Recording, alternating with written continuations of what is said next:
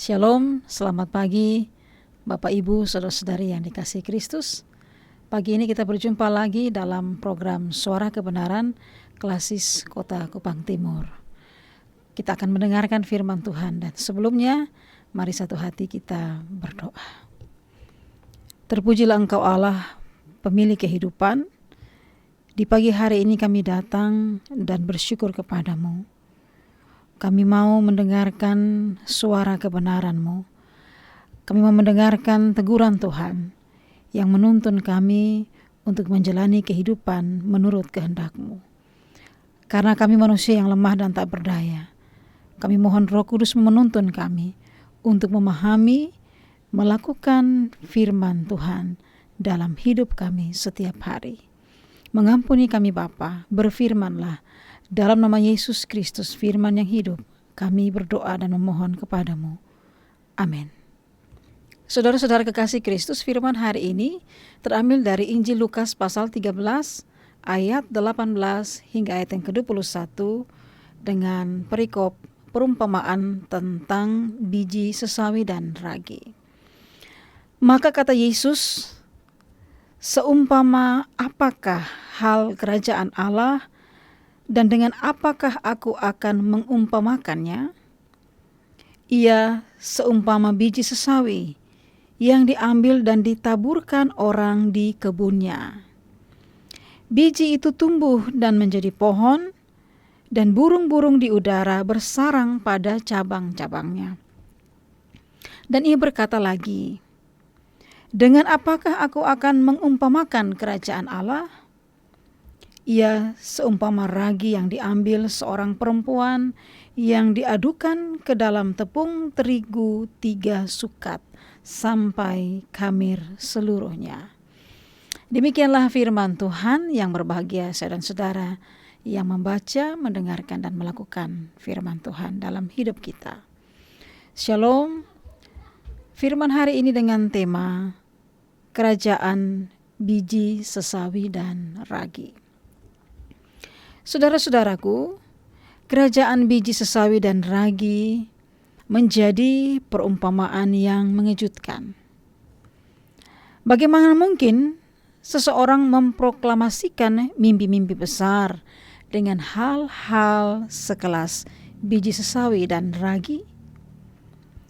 Seorang bernama Donald Britter, dia tidak setuju dengan sikap meremehkan konsep biji sesawi dan ragi. Bagi dia, justru apa yang kecil itu sedang berbicara tentang ukuran kecepatan. Ia menyebut kecepatan kerajaan Allah versi biji sesawi dan ragi sebagai berikut. Sama seperti biji sesawi yang kecil yang menghasilkan pohon yang besar, dan ragi yang mampu mengubah adonan dengan cepat, maka kerajaan Allah berarti cepat menanggapi segala pengajaran Tuhan, tidak lambat memahami firman Tuhan, dan tidak tinggal diam terhadap apa yang firman Tuhan sampaikan. Dalam hal ini berarti pertobatan yang cepat. Kerajaan sorga berarti cepat menanggapi ajakan Tuhan, yaitu panggilan mengikut Tuhan. Yang dimaksud ialah pengajaran bagi para murid dan orang percaya supaya cepat mengambil keputusan untuk mengikut Tuhan. Dan kerajaan Allah ialah cepat memberi pengaruh bagi dunia. Saudara-saudara, pemikiran ini ada benarnya, sebab bisa jadi apa yang kecil dan diremehkan, itulah yang menjadi kekuatan. Mimpi-mimpi besar, konsep-konsep besar harus diaktualisasikan dalam tindakan-tindakan yang sekecil apapun. Nah, setelah membaca teks ini, saya tidak menyebut kerajaan Allah sebagai sebuah kecepatan. Sebagaimana konsep Basileia atau kerajaan yang memastikan sebuah wilayah, maka saya melihat teks ini sebagai upaya sadar tentang gerakan kerajaan Allah. Tuhan Yesus berkata, kerajaan Allah seumpama biji sesawi yang diambil dan ditaburkan orang di kebunnya. Biji itu tumbuh dan menjadi pohon, dan burung-burung di udara bersarang pada cabang-cabangnya. Nah, apa yang menarik? Kerajaan Allah tidak bisa dikurung atau dibiarkan dalam wadah, disimpan di sebuah wadah stofles yang bagus. Kerajaan Allah harus diambil, dikeluarkan, dan ditabur. Jika kerajaan Allah ditabur, maka di situ akan bertumbuh. Ini cukup membingungkan para murid sebab mereka telah melihat Yesus menyembuhkan dan melakukan mujizat. Tetapi mereka masih meraba-raba ke arah mana kerajaan Allah. Apa yang membingungkan mereka adalah semakin kerajaan Allah hadir di dalam diri Yesus, justru pemimpin agama pada zamannya berupaya menghalanginya. Bukannya berbaris untuk mengikut Yesus, mereka berbaris untuk menghancurkan Dia. Yang mereka lihat adalah pertentangan. Sikap kebingungan ini yang tidak dikehendaki oleh Yesus. Ini sikap pengecut. Sama seperti biji sesawi yang disimpan dan tidak ditaburkan. Kerajaan Allah tidak boleh dipajang karena tekanan dan kondisi hidup yang berat. Kerajaan Allah mesti ditaburkan karena Ia akan bertumbuh. Mungkin mereka tidak melihat sebuah gedung dengan pusat ibu kota.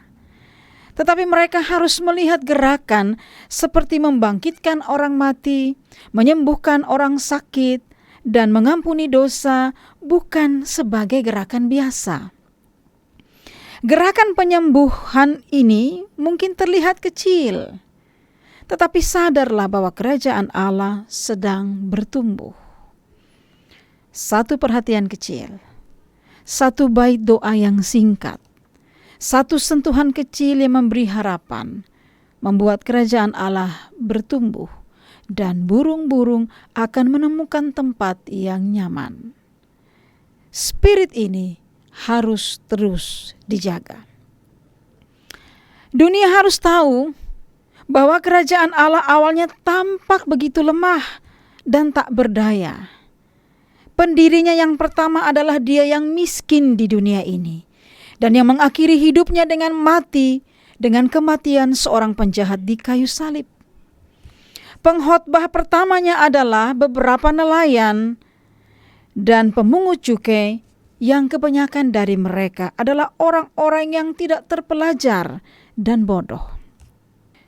Titik awalnya yang pertama adalah sudut bumi yang dibenci, yang disebut Yudea, sebuah provinsi anak sungai kecil dari kekaisaran Romawi yang luas. Doktrinnya yang pertama sangat diperhitungkan untuk memunculkan permusuhan orang Farisi dan Saduki, Yahudi dan non-Yahudi. Penyembah berhala yang bodoh dan filsuf yang sombong, semuanya sepakat dalam membenci dan menentang kekristenan. Tetapi saudara-saudaraku, kerajaan Allah harus bertumbuh, yang tidak dapat disangkal oleh siapapun. Ini hanya akan terjadi jika kita mau keluar dari area ketakutan. Saudara-saudaraku, Tuhan Yesus berkata lagi, "Dengan apakah aku akan mengumpamakan kerajaan Allah? Ia seumpama ragi yang diambil seorang perempuan dan diadukan ke dalam tepung terigu 3 sukat sampai khamir seluruhnya."